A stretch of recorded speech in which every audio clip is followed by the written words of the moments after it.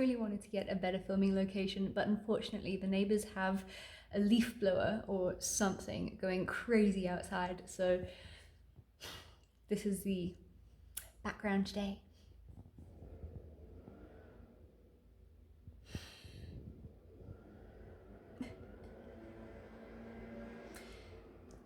You know when you really want to film a video and it's not gonna happen?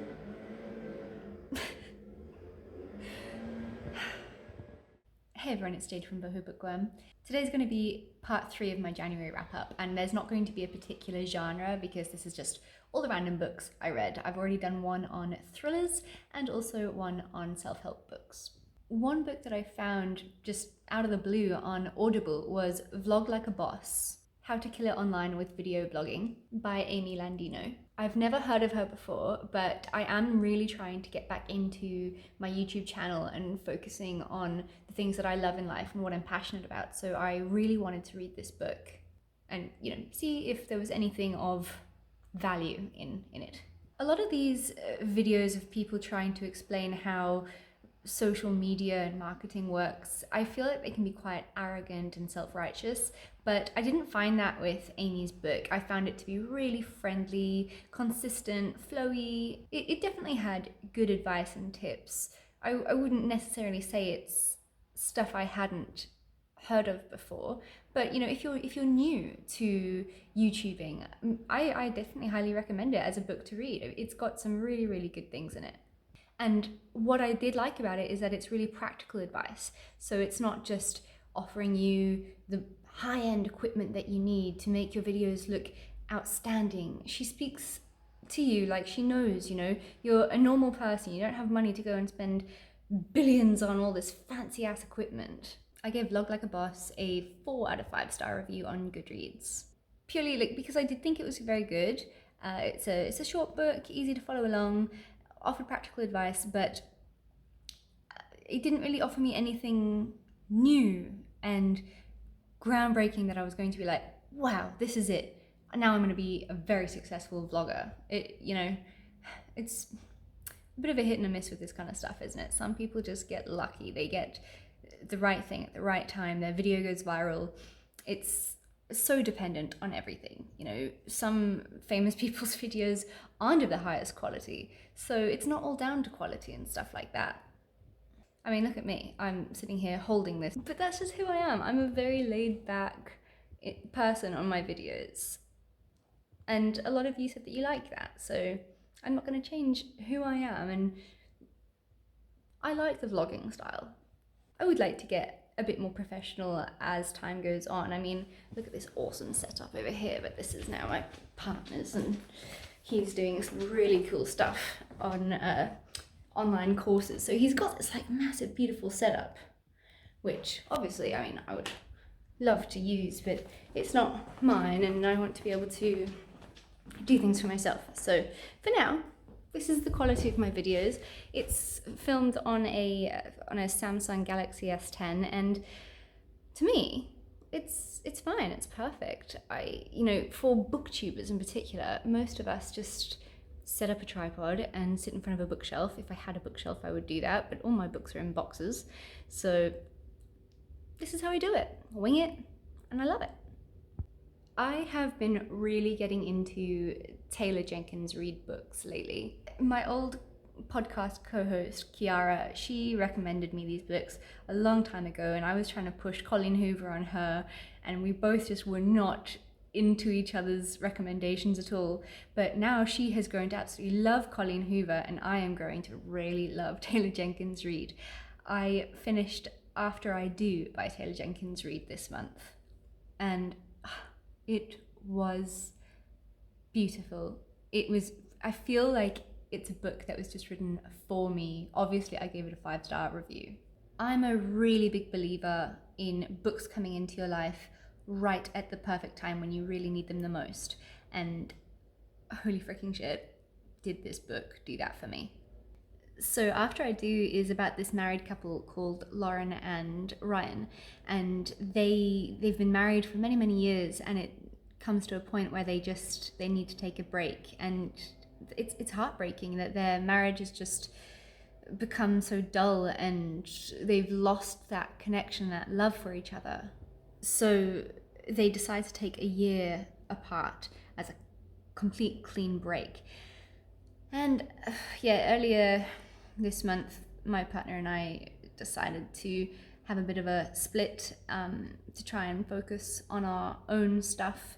So at first, when I picked this book up, I was just bawling my eyes out, thinking, "Oh God, this is not what I need right now." But I ended up connecting with this book so much and growing so much with the character, the protagonist in the book called Lauren. It was literally like I was able to really relate to her and follow along with her struggles and feel the same things as she was feeling.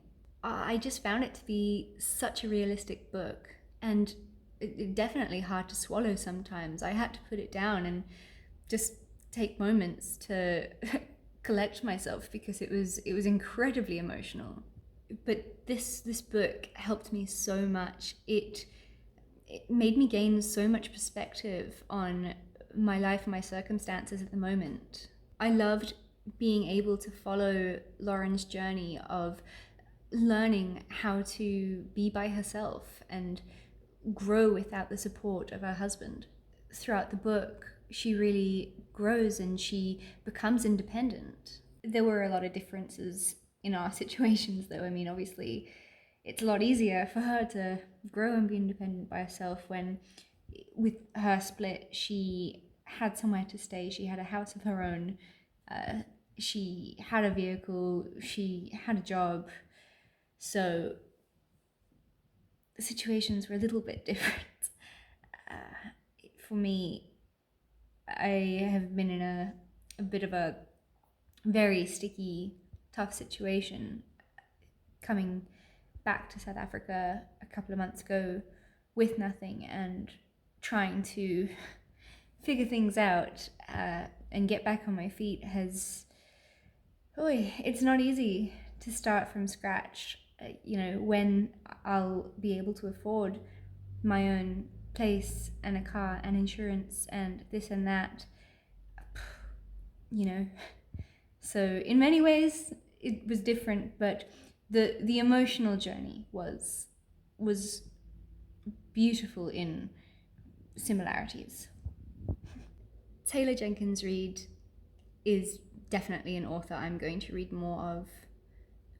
I love her writing style. It's so easy and so beautiful to read. You get lost in the stories and the characters. I regret not picking her up sooner. Then I read a non-fiction true crime book. You guys know I love my true crime. So I read The Suicide Bride by Tanya Bretherton. It's an Australian true crime book from the early 1900s. As a true crime lover, I was so excited to pick this book up. It had been on my radar for a long time, but unfortunately it wasn't what I thought it was going to be at all. Instead of the book being about the crime, which is a crime that happened where this husband killed his wife with a cutthroat razor and then used it on himself, it went completely off track. It dove into the husband and wife's family history dating back to like the early 1800s. I mean, honestly, it went so far down the ancestor line that I was really struggling to find any relevance with it whatsoever. However, I feel like this is the kind of book, if you have a slight interest in true crime, but if you really like historical books, this book's good for you because it really is very detailed and historical about what it was like living in Australia in the 1800s and 1900s, in like the post-Victorian era. It really dives deep into how women were treated within marriages and their roles that they were expected to play. Husbands used to get away with the most awful things. Domestic violence was rife and the law was just so corrupt. It's astounding. Another thing that this book did go into that I did find very fascinating was that it sheds light on how trauma can affect you later on in life without you even realizing it.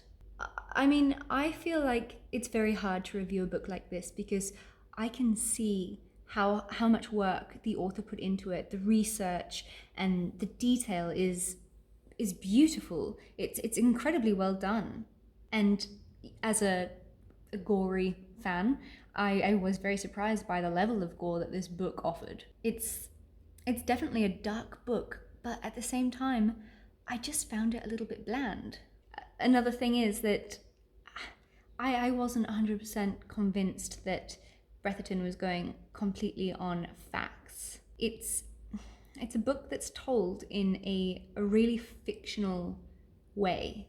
It kind of made me wonder if things had been slightly embellished. So unfortunately, that book only got a 2 out of 5 stars from me on Goodreads. Alright, so they're the other books that I've finished this month so far. I could tell you what I'm busy reading now, but I'm going to save that for a Friday Reads video. See, I'm trying to be consistent, upload more frequently, and just get back into this because I do love it.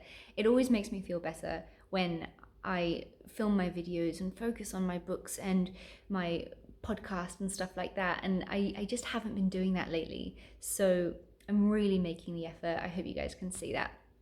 Have a really good day further, and I'll talk to you next time. Bye!